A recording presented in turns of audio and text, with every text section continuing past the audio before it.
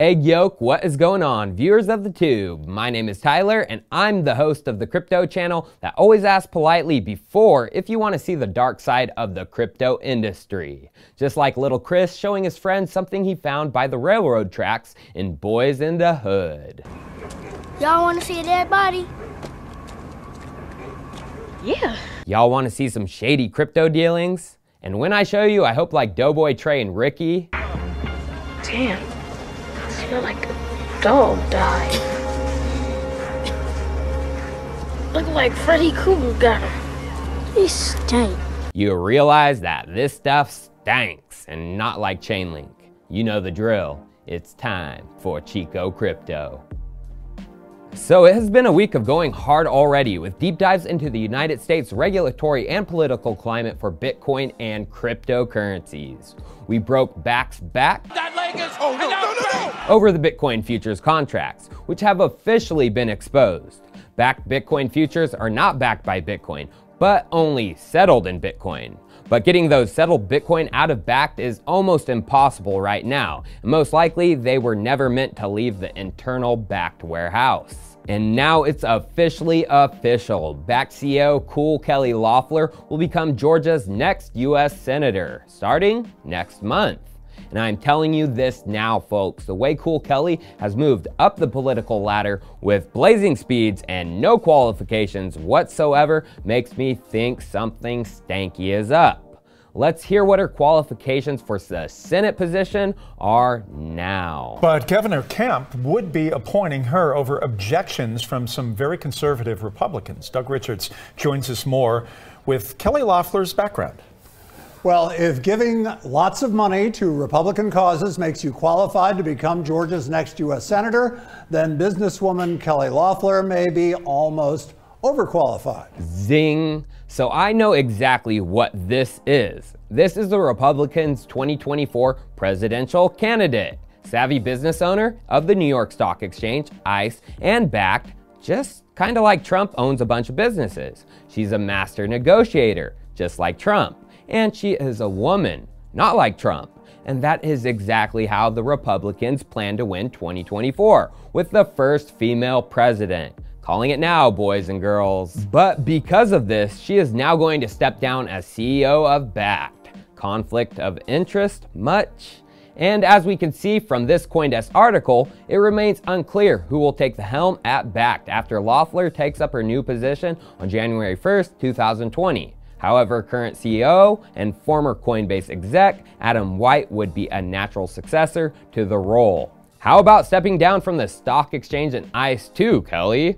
Well, her husband Jeff is going to be the business controller in the seat pulling the strings on all the futures markets. Not only Bakkt and Bitcoin, but the New York Stock Exchange and ICE related gold futures, silver futures, all precious metal futures, cattle futures, feed futures, and all ag futures. While Kelly is going to be creating and influencing laws in their favor. Whoopee. Whoopee.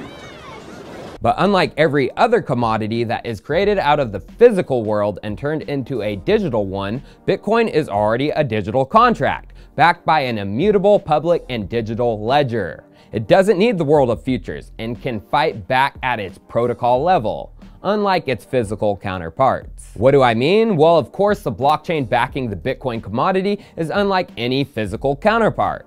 Using blockchain analysis, BitUniverse was able to account for centralized exchange balances from many of the top crypto exchanges: Coinbase, BitMEX, Bitstamp, Kraken, and even the shady Bitfinex. Yet no Bakkt or Binance. But proof of Bitcoin reserves can go even further at the protocol level. There is development currently being done by developers on the proof of reserves tool. Instead of services like BitUniverse having to scour and trace the Bitcoin blockchain for Bitcoin reserves, this tool provides a best practice standard proof of reserves for the industry that offers broad compatibility with the way most Bitcoin exchanges are storing their users' funds today. So if an exchange, including Binance and Bakkt, doesn't use this, we know something shady is up. Or is this tool shady? Well, a Bitcoin improvement proposal, BIP number 127, was submitted to Bitcoin Core Code in January of this year, and it's called Simple Proof of Reserve Transactions. What this does is allows exchanges to prove their balances without ever creating a live transaction and moving funds out of cold wallets and exposing them to risk. How it works is like this. An exchange first constructs a single transaction, which spends all of an exchange's Bitcoin UTXOs and then adds an extra invalid input. Invalid is the key here. By including that invalid input, the entire transaction is rendered invalid and would be rejected by the network if broadcasted. However, the transaction is constructed in such a way that it can still be used as an explicit proof of all the Bitcoin's UTXOs spendable by that exchange, aka they can show their reserves without ever moving funds. This transaction data can then be shared with anyone that needs to verify the reserves, the public, regulators, and more.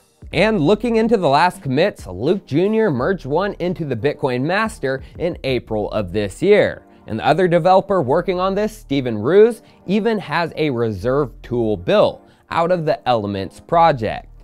And here Chico goes. And here we go. Who are the developers, Steven Ruse and Luke Dash Jr.? And who do they work for? What is the Elements project? And who is behind that? Blockstream. Luke Dash Jr. is Blockstream co-founder, as seen from his LinkedIn, and Steven, he is the core tech engineer for the stream. Then going to the Elements project, of which his tool is out of, and you see it's by Blockstream. Why is this cause for concern? Well, I've took many deep dives into Blockstream before, who is behind it and how much control they have over Bitcoin core development. All of those videos are included in the description if you want to get a solid full refresher of what I have already uncovered. But a short summary, Blockstream is funded by Digital Currency Group, DCG, and Barry Silber. And who is behind DCG is very suspicious, right down to the board level, Glenn Hutchins. Who is this wise guy, huh? Wise guy! Well, Glenn is also on the board of the New York Federal Reserve. Yes, that Federal Reserve, who is highly addicted to fiat cash dollar bills. But as we can see, he is also a director of AT&T and Virtu Financial, which I'll expose in a bit, but also an exec on the Boston Celtics, New York Presbyterian Hospital, and a board member of the Obama Foundation. Then you also see he worked for Clinton, was chairman of the board for Sun Data Systems, and was director at NASDAQ. This guy is connected and connected everywhere in the traditional data and financial sector. But remember Virtu Financial. Yes, Glenn, he is a director. Who in the bejesus are these guys? They are the market makers in traditional financial markets, providing liquidity to equities, fixed income, forex, and precious metal markets. But do they market make in Bitcoin, especially in the futures regulated paper arena? Well, Douglas Sifu, CEO, said this in a Q1 earnings call in this year when asked by Morgan Stanley analyst Michael Cypress if they were going to be crypto trading. Let's hear now. Your next question comes from Michael Cypress from Morgan Stanley. Your line is open. Hey, good morning. Thanks for taking the question. I'm just curious around crypto, how you're thinking about the opportunity set. There's some headlines this morning around Facebook getting into that. Just curious how you see evolution there and opportunity set for you guys longer term. Yeah, great question.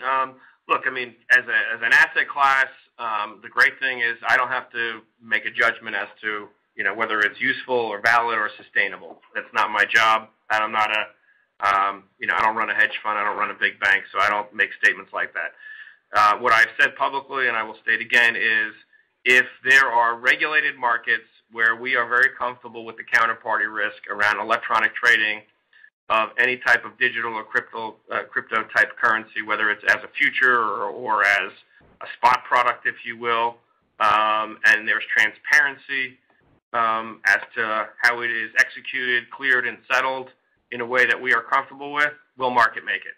Very, very simply. That's kind of how we look at the universe. And so we have, we have made investment in the Eris digital platform. We're believers in that. Don Wilson is, a world-class talent, and they've got, we're working on a product there. So we've made that investment, and we're already a market maker on Eris, and so we're a believer there. Again, but we are the Switzerland of liquidity provisioning. So if there are other exchanges, and whether futures exchanges or spot exchanges around the world, we will be a market maker there again. But it has to be a situation where we feel responsibly that we can understand what the counterparty risk, understand what the market structure looks like, and have a very clear settlement and clearing process. There's a number of great firms that are working on that. We're working with a number of firms behind the scenes to help design products that we find, that we think are exciting. Some of our retail partners have announced, as you indicated, that they will jump into the space on behalf of their customers, and so therefore we will be great business partners with our retail partners and provide two-sided liquidity in these products as they evolve. So I'm excited about it. Again, not making any qualitative judgments as to the necessity or validity of these products. As long as they're in an environment that feels Virtu-like, we will be a market maker. So they are already market makers for ErisX and any other regulated product where it's a Virtu served on a platter money maker. They are the Swiss Bank of Market Making Provisioning.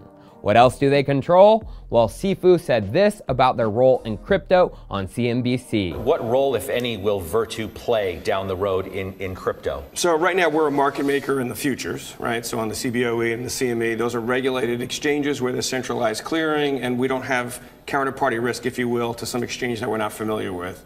As the marketplace matures and gets more regulated and more sensible, certainly we're going to be a major market maker in the cash cryptocurrency wherever it trades, wherever it exists, and I think there's a responsible way to do that. I mean, you're a believer in the technology? The great thing about running a market making firm is you don't have to make a qualitative decision. To us, it's a widget that goes through. I am a believer in disintermediating. That sounds like a Florida-style punt. Yeah, that was a big punt, right? Exactly. For a hockey guy, you got a good leg. Yeah, it's a big leg, so I don't know about that. But look, I'm a believer in disintermediation, right? And obviously, there's a lot of, and Glenn talked about it. Who's on our board talked about the payment system and the cost of the payment system.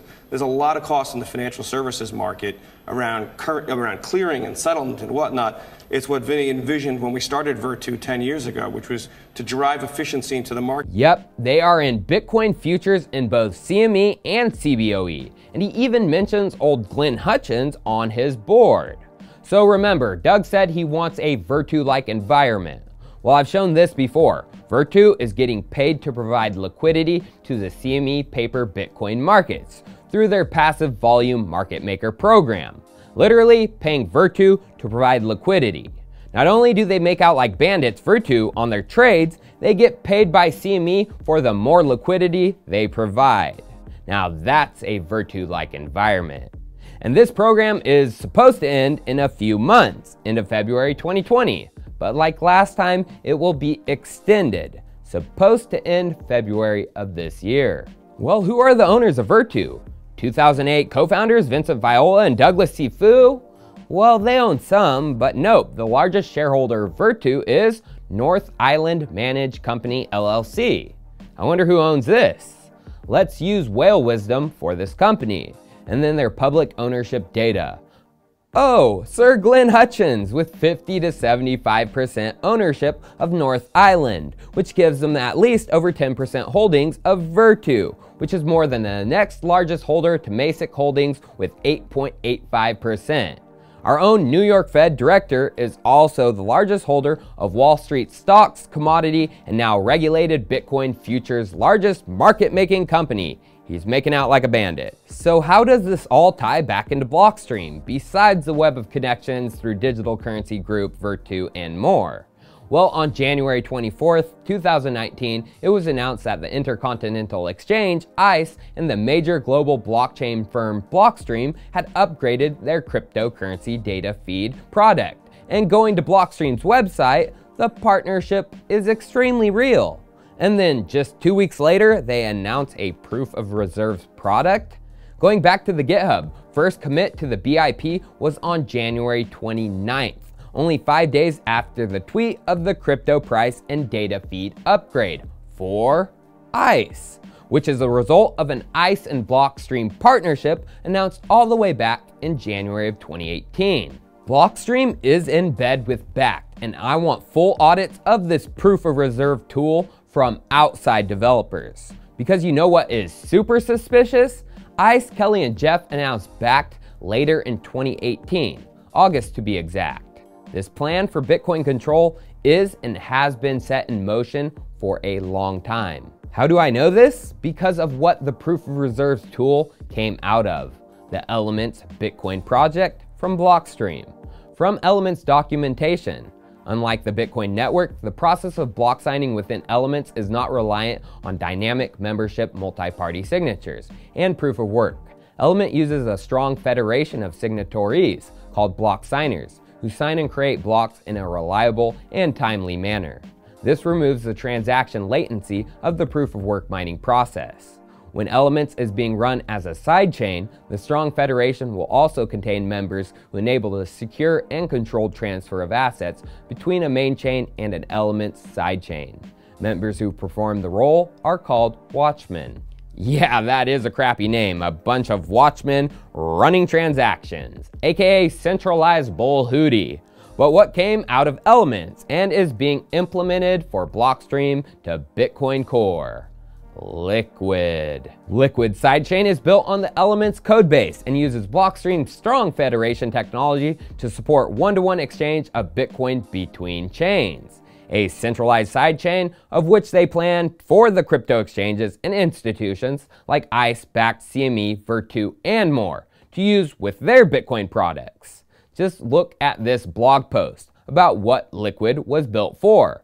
Liquid's multi-asset settlement network links together cryptocurrency exchanges, brokers, and institutions around the world, enabling the rapid, confidential, and secure transfer of digital assets between participants. The writing is splattered on the wall. Can you see it? Cheers. I'll see you next time.